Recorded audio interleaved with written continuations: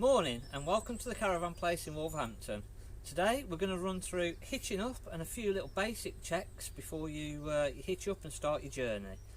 So we've reversed the car into position, so we're pretty much over the tow ball and ready to hitch up. But we first need to make sure that we've got all of the corner steadies up, so we've wound all the corner steadies fully up. Make sure that if you've got a motor mover that's disconnected, or that once you've hitched up and release the handbrake off, that is disconnected. Again, you might have a little routine.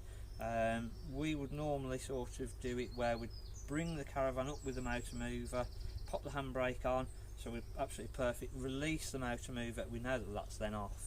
But again, you may do it slightly different, and it's again just finding a technique and a little system that works for you.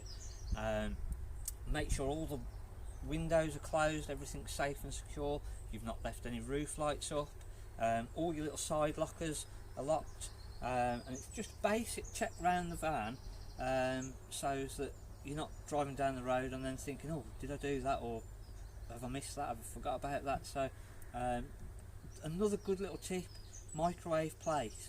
If you take the microwave plate out of the microwave as you're travelling, we see so many vans where they've got a big dent in the worktop because the microwave plates come out, and again, all your lockers, so that no cups are going to come falling out and damage anything as you're travelling.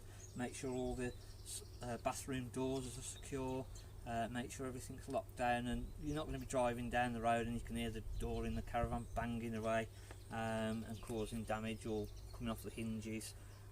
So once we've done all of those checks and we're sort of safe and happy that we're ready to actually hitch onto the caravan now, or hitch the caravan to the car, we can come and actually start the process. So first of all, we're going to lift up, if you've got a stabilised hitch head, the red or the black handle if it's an Alko. If it's the blue Winterhoff handle, it's slightly different, and that will lift up and lock into the upright position. On the Alko, and again, whether it's a standard Alko steel hitch, an AKS 1300, 3004, or one of the new black designs with the black handle, it's all the same. The little black handle here will lift up and lock into position. We'll wind down onto the tow ball, and that should find its own place, and you'll notice that as I go down a little bit further, this handle will lock down, and we'll also get a little indicator just pop up here just to say that we're in and we're on. So black handle has now gone down, and we've also got the little green indicator popped up here to say that we've latched on and we're on there securely. We take the weight off the jockey wheel, so we know that then has got all the weight on there and that should have engaged in properly. And what we're going to do now is just raise it back up on the jockey wheel. So we're going to wind the jockey wheel as though we were taking it off of the car, and we're going to just wait and just make sure that we see the car raising up, but we don't see the hitch popping off. So once we get to that point, we'll feel quite a bit of force on the jockey wheel now. We don't want to go too far and break it, so we just want to make sure that as we're raising it, we've got a bit of force there, a bit of pressure, and it's not popped back off and it's on there securely. So we can drop the jockey wheel back down. So we're raising the jockey wheel up, and at the side of the jockey wheel there's two little cutouts, so the actual wheel will, as it raises up, make sure that the little cutouts have gone down the side of the jockey wheel. We'll show a little picture of that now.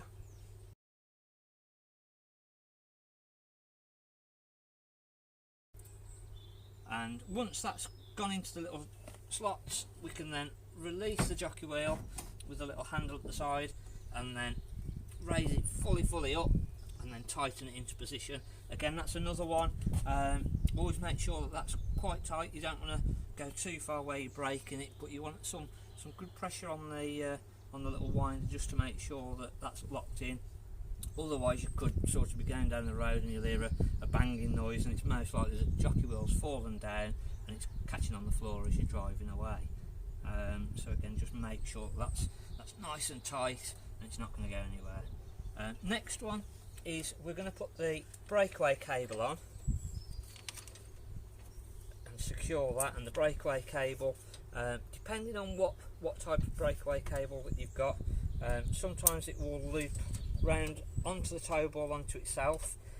Preferably, if you've got a little towing eye at the side of the tow bar, it'd be nice to be able to clip that straight onto it, but on this one we've not, so we've got no alternative but to go round the tow ball. Just make sure that sort of comes back on itself and it's nice and safe and secure, and it's not going to go anywhere. The breakaway cable, we've fitted that on now. What this is going to do is, if it were to come detached, so if you hadn't checked that it was fully onto the car, you hadn't raised it up on the jockey wheel and made sure that it wasn't going to pop off, travelling down the road and it does come disconnected, the breakaway cable is going to pull this handbrake on. So as the caravan starts to come away from the vehicle, it will pull tight on the breakaway cable, pop the handbrake on, just make sure that you've hitched on, and it's not going to come off. That's the best advice that we can possibly do. But if not, always make sure that breakaway cable's on there and it's going to do its job. Once we've done that, we can then look at putting the red handle fully down. So again, the red handle should have a fair bit of pressure on there to make sure that that's working properly. We did do another little video of the Alko one, Alko hitch, just to make sure that is doing what it should be doing, so you can find that in our other videos. So that goes down. Electrics, this is one that catches a lot of people out when they've either bought a new caravan or they're swapping a caravan. Always make sure that the electrics that are on the caravan are compatible with the car, because there's two types. You've got the newer 13 pin, which is just one single plug as here, and then we've got two 7 pins on the older caravans. So it's making sure that it's compatible with car and caravan. We've had a lot of people where they've turned up and they've bought one or the other, and it's been slightly wrong.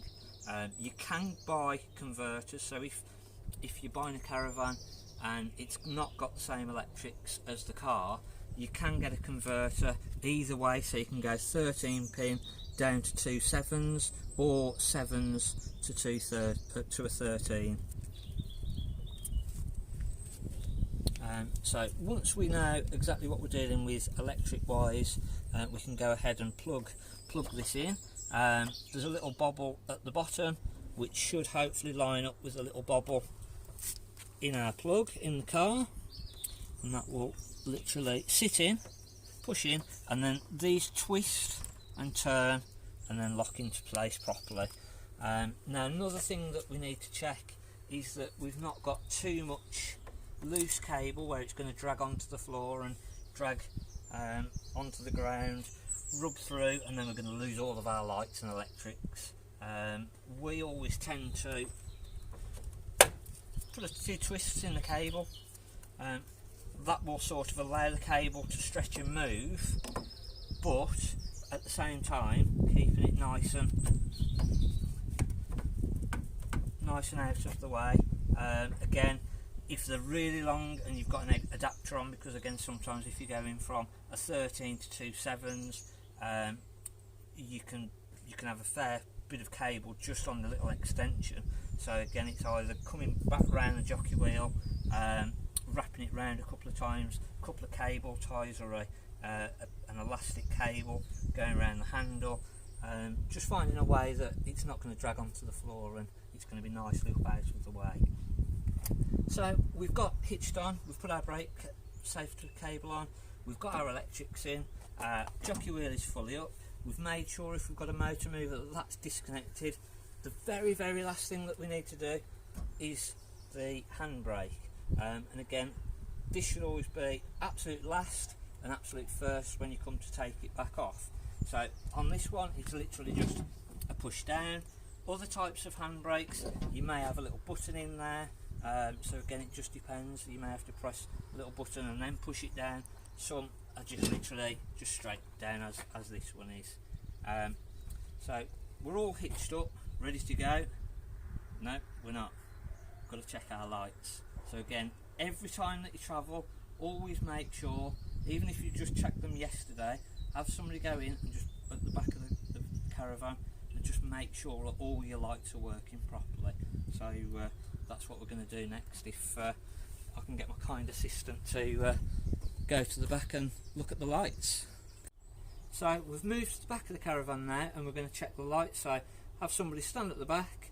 I'm going to go to the car, run through brakes, indicators, side lights, fog light, if it's wired, reverse, and just make sure that everything is all working as it should do. So even side lights, if you think, oh no, I don't need my side lights, I'm not going to travel in the dark, you never know, you could end up getting stuck somewhere and you need to be travelling in the dark. So just check everything, make sure they're all working. Left. Yeah. Right. Yeah. Brakes. Yeah. Side lights. Yeah. Fog. Yeah. Reverse. Yes.